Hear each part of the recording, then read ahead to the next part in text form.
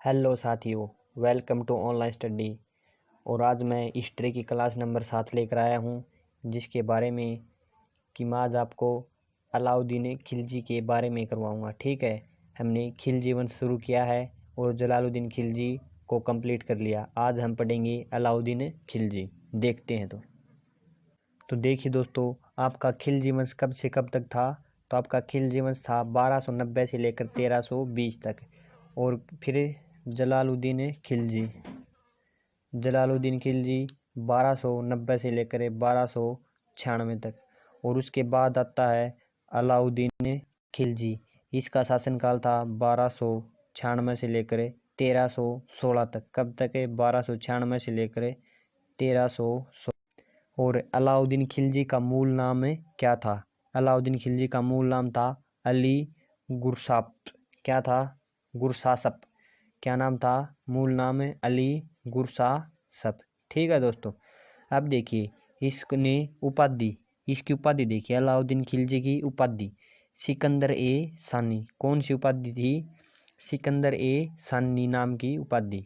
ठीक है, अब देखिए जो अलाउद्दीन खिलजी था ना, इसके दो सपने थे।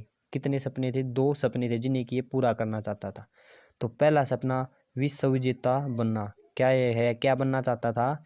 यह विश्व विजेता बनना चाहता था। और दूसरा सपना क्या था? दूसरा सपना था नवीन धर्म चलाना। यह नया धर्म भी चलाना चाहता था।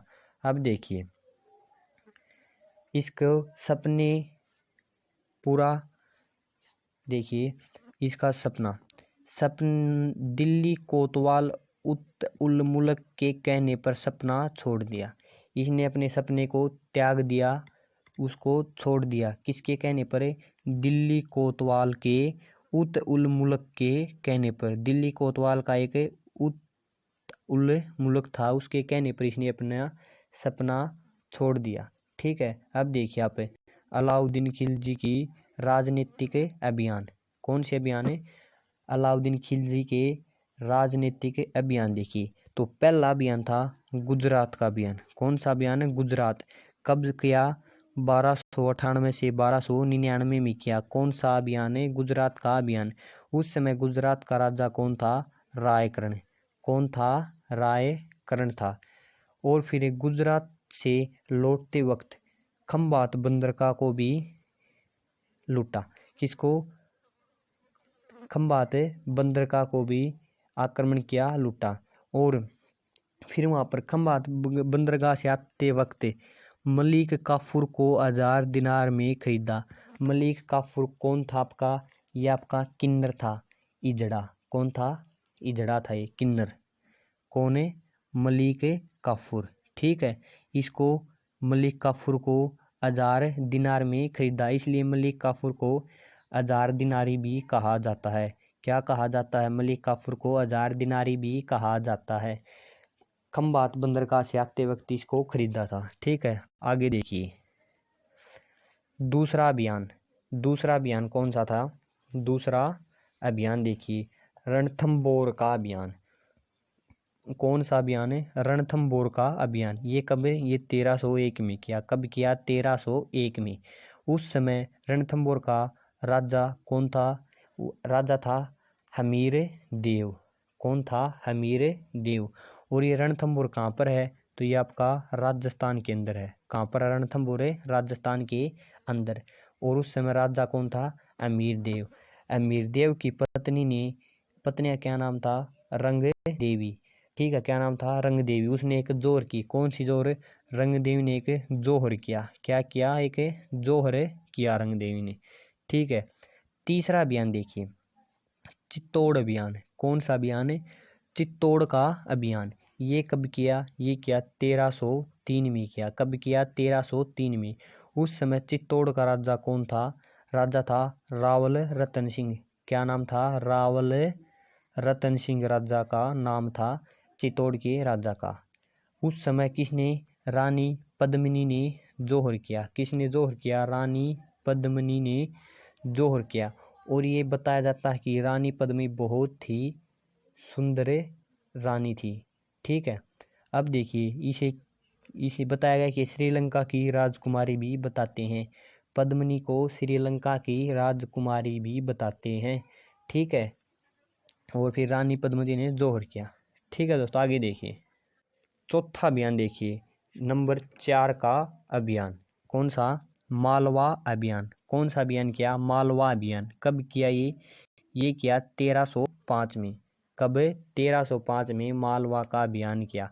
उस समय मालवा का राजा कौन था? राजा था महलक देव। क्या नाम था राजा का? महलक देव वहाँ का राजा था। 5वां देखिए मारवाड़ का अभियान। कौन सा अभियान है? मारवाड़ का अभियान। ये कब किया? ये किया 1308 में। कौन सा अभियान है? मारवाड़ का अभियान। उस समय मारवाड़ का राजा कौन था? राजा था शीतल देव। कौन था राजा? शीतल देव। ठीक है, आपका मारवाड़ कहाँ पड़ता है? तो ये पड़ता है सिवाना बाड़मेर के अंदर। कहाँ पड़ता है मारवाड़? सिवाना बाड़मेर के अंदर। ठीक है दोस्तों, और मारवाड़ा का नाम क्या है? मारवाड़ा का नाम है खैराबाद। कौन सा नाम है? खैराबाद। और वहाँ पर प्रशासक कौन बना? फिर बाद में तो बना कमालुद्दीन गुर्ग। कौन है? कमालुद्दीन गुर्ग। ठीक है दोस्तों, आगे देखिए 6 नंबर का अभियान। कौन सा? 6 नंबर का अभियान तो आपका जालोर अभियान। कौन सा अभियान है? जालोर अभियान। कब किया ये किया 1311 के अंदर। कब? 1311 के अंदर। उस समय जालोर का राजा कौन था? कन्नड़ देव। कौन था? कन्नड़ देव जालोर का राजा था। अब देखिए इसके बाद दक्षिण अभियान। कौन से अभियान? ये तो थे राजनीतिक अभियान थे 6। ठीक है, अब देखते हैं अलाउद्दीन खिलजी के दक्षिण अभियान। कौन से अभियान है? दक्षिण अभियान देखते हैं। तो दक्षिण अभियान का नेतृत्व, जो आपका दक्षिण अभियान का नेतृत्व किसने किया था? तो दक्षिण अभियानों का नेतृत्व किया था मलिक काफूर ने। ठीक है, और ये मलिक काफूर कौन था?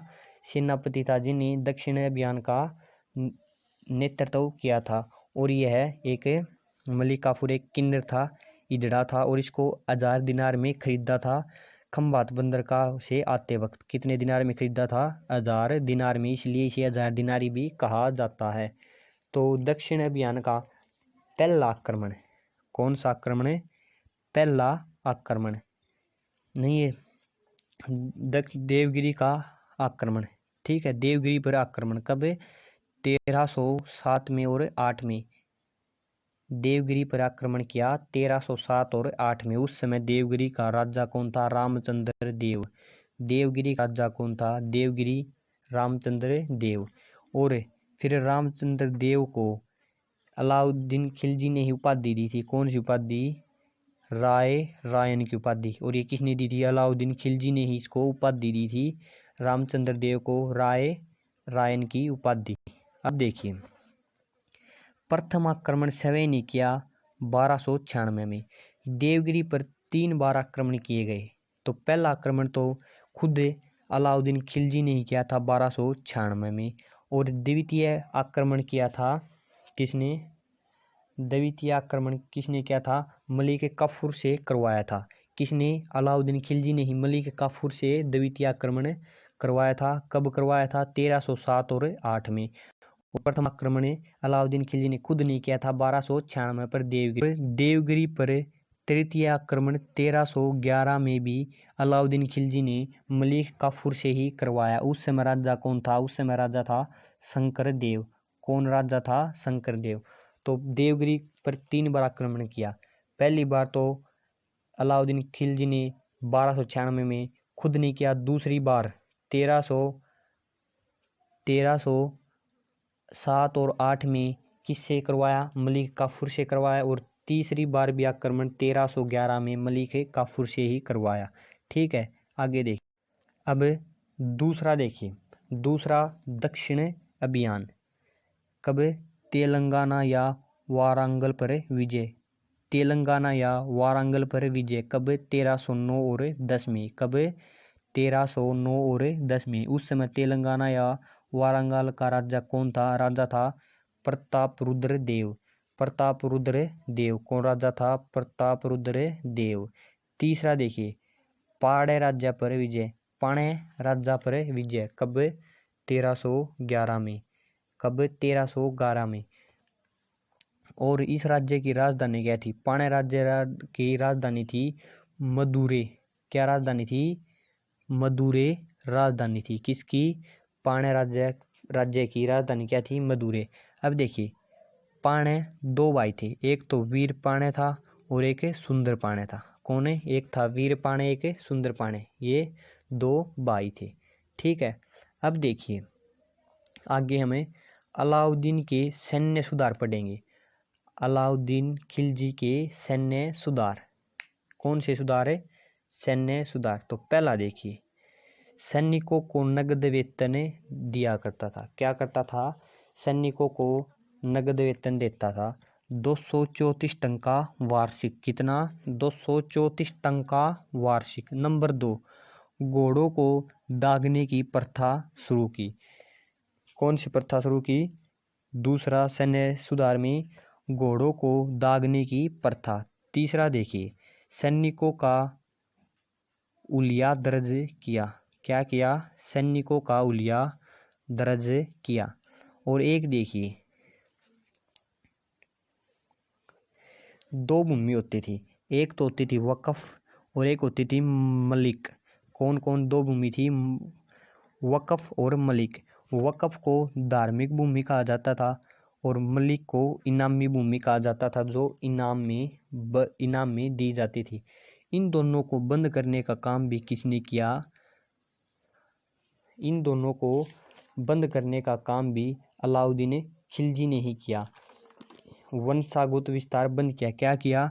कि वंशागत भूमि नहीं दी जाएगी। वंशागत विस्तार बंद किया। किसने? अलाउद्दीन खिलजी ने। और टैक्स कर में भी वृद्धि करी। जो आपके और टैक्स यानी कि करों में भी वृद्धि की। कौन से? करों में भी वृद्धि की। अब देखिए, भूमि पर कर दिया लेते थे। हिंदुओं से 50% लेता था और मुस्लिमों से 25% टैक्स लेता था। भूमि पर कर लेता था, लेकिन हिंदुओं से 50% लेता था और मुस्लिमों से 25% कर वसूलता था। ठीक है। अब देखिए, खुम्स। खुम्स ये क्या है? खुम्स एक लूटा गया धन है। कौन सा धन है? खुम्स हम किसे कहेंगे? लूटे गए धन को खुम्स बोलते हैं। अब देखिए, खुम्स का यानी कि लूटा गए धन का 4/5 हिस्सा तो राजा का और 1/4 हिस्सा सैनिकों को देता था। ठीक है। 4/5 हिस्सा तो अपने पास यानी कि राजा के पास और 1/4 हिस्सा सैनिकों को देता था। ठीक है दोस्तों, आज की वीडियो में इतना ही। इससे आगे करेंगे हम नेक्स्ट वीडियो में। हम अलाउद्दीन खिलजी के एक और वीडियो में पार्ट नंबर 2 लेकर आएंगे, उसे भी आप देखना मत भूलना। ठीक है। अगर वीडियो पसंद आई हो तो लाइक, शेयर, सब्सक्राइब और कमेंट करके ज़रूर बताना कि वीडियो कैसी लगी। टेलीग्राम चैनल को ज्वाइन करना, लिंक नीचे डिस्क्रिप्शन में है।